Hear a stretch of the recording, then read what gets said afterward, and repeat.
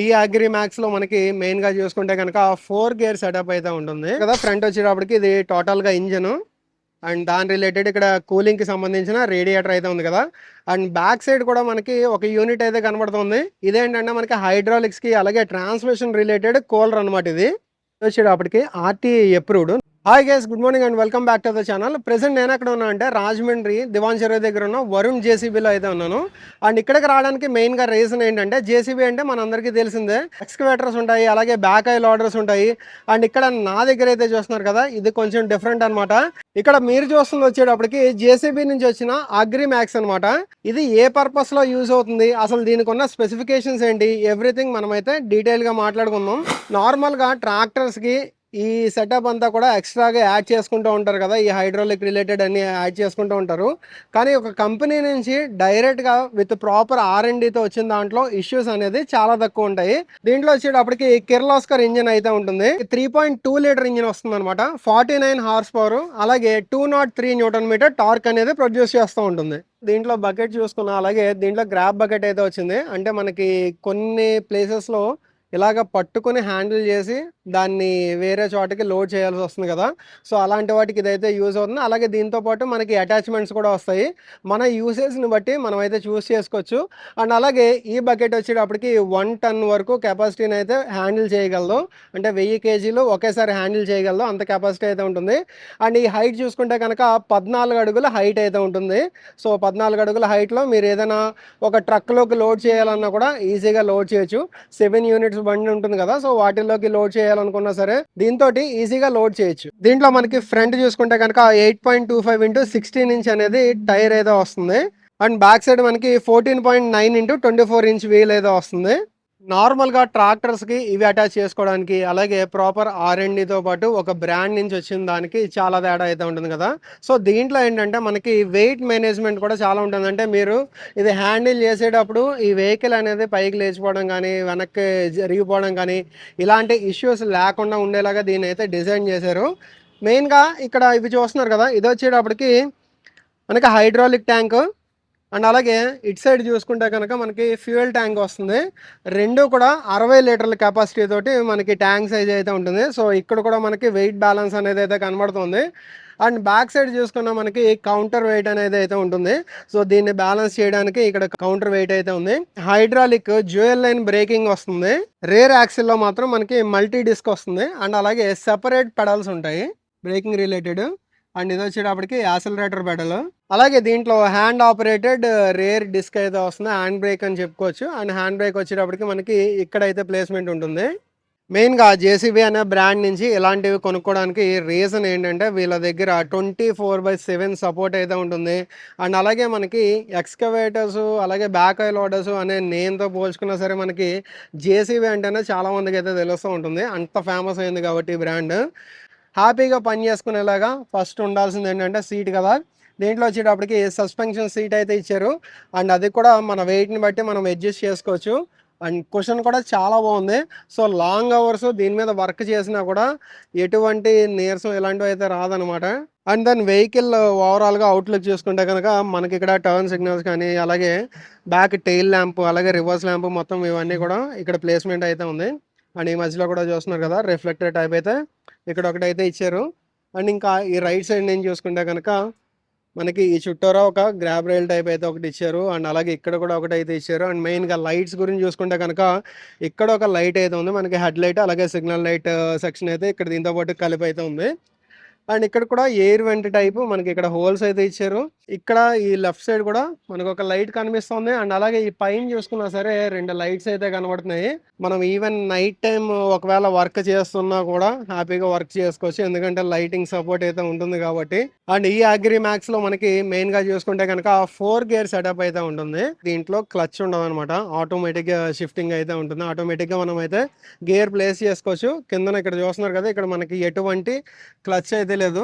So దానివల్ల మనకి even fuel consumption అనేది కూడా తగ్గుతుంది అనమాట. ఫ్యూయల్ ఎకానమీ అనేది దీంతో ఎక్కువ వస్తుంది. దీంట్లో మనకి మెయిన్గా పవర్ స్టీరింగ్ అయితే వస్తుంది.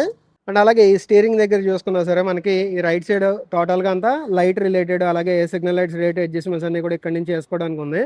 అండ్ ఇక్కడ లెఫ్ట్ సైడ్ అయితే ఒకటి చూస్తున్నారు కదా, ఈ లెవర్ వచ్చేటప్పటికి మనకి ఫ్రంట్కి బ్యాక్వర్డ్కి మనకి వెహికల్ మూవ్ అవ్వడానికి మనం ఇక్కడ నుంచి డైరెక్ట్గా అడ్జస్ట్ చేసుకోవచ్చు అనమాట.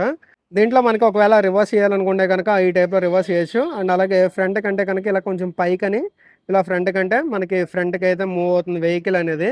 అండ్ దెన్ హార్న్ వచ్చేటప్పటికి ఇక్కడి నుంచి అయితే ఆపరేట్ చేయడానికి ఉంది.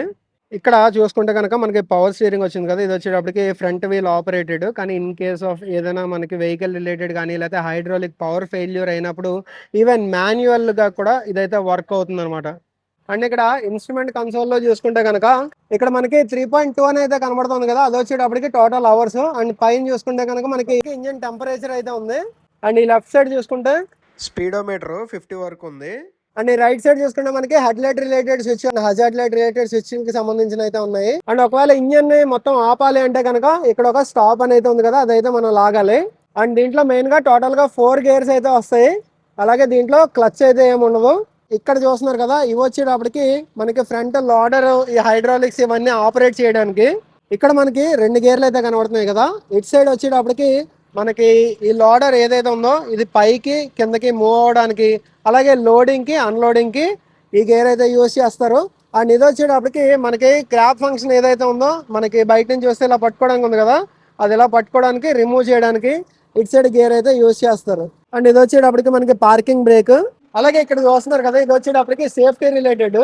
సో ఇలా కిందకి దిగేటప్పుడు మనకి ఇది ఒకవేళ లాక్ చేసాం అనుకోండి, ఇది దాటిన తర్వాత ఇంకా కిందకి రాదనమాట.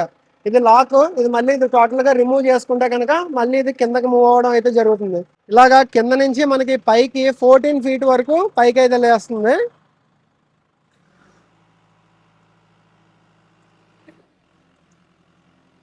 అండ్ పైన బకెట్ కూడా చూస్తున్నారు కదా, మనకి ఫంక్షన్ ఒకవేళ లోడ్ చేయాలన్నా లేదంటే అన్లోడ్ చేయడానికి.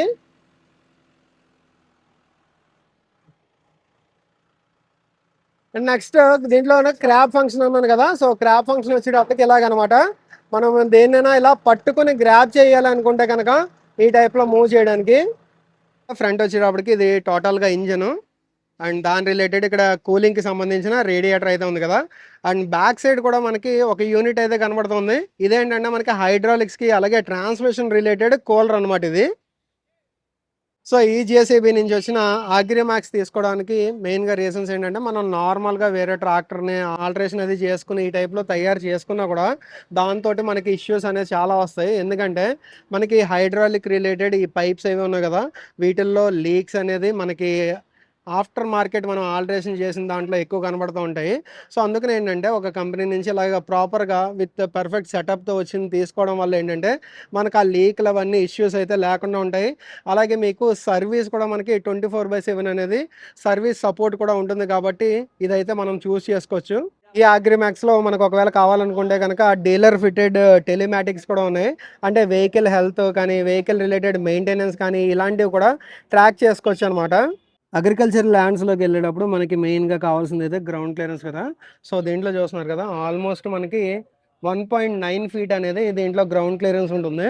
అండ్ ఈ జేసీబీ నుంచి వచ్చిన అగ్రిమాక్స్ది వారంటీ రిలేటెడ్ చూసుకుంటే కనుక 4 ఇయర్స్ లేదా 6,000 అవర్స్ వరకు కూడా మనకి వారంటీ అయితే ఉంటుంది. అగ్రిమాక్స్ వల్ల మనకి ప్లస్ పాయింట్ మెయిన్గా ఏంటంటే, ఇది వచ్చేటప్పటికి ఆర్టీఏ అప్రూవ్డ్. నార్మల్గా ట్రాక్టర్స్కి వచ్చేటప్పటికి బుల్ రిలేటెడ్ హైడ్రాలిక్స్ అవన్నీ ఎక్స్ట్రా ఫిట్టింగ్ కింద అయితే చేయించుకుంటూ ఉంటారు కదా, అది ఆర్టీఏ అప్రూవ్డ్ కాదు. ఏదైనా ఇష్యూ వచ్చి ఏదైనా వెహికల్ తిరగబడినా ఏదైనా కూడా దాని మీద ఇన్సూరెన్స్ అయితే క్లెయిమ్ అవ్వదు. కానీ దీంట్లో వచ్చేటప్పటికి మనకి ఇన్సూరెన్స్ క్లెయిమ్ అవుతుంది. ఇది వచ్చేటప్పటికి టోటల్గా ఆర్టీఏ అప్రూవ్డ్. అట్ లాస్ట్ ఫైనల్గా దీని ప్రైస్ వచ్చేటప్పటికి మనకి 18 lakh వరకు అయితే దీని ప్రైస్ అయితే ఉంటుంది. అండ్ అటాచ్మెంట్స్ని బట్టి అలాగే హైట్ని బట్టి ఈవెన్ మనకి హైయెస్ట్ వచ్చేటప్పటికి 22 ఫీట్ హైట్ వరకు అయితే దీంట్లో అటాచ్మెంట్స్ అయితే ఉన్నాయి. అంటే మనకి ఓక్ అది తీసుకెళ్తారు కదా, సో దాని రిలేటెడ్ మనకి వెయిట్ తక్కువ ఉంటుంది కదా, అందుకని అదేంటంటే 22 ఫీట్ వరకు కూడా అటాచ్మెంట్స్ అయితే చేసుకోవడానికి ఉంది.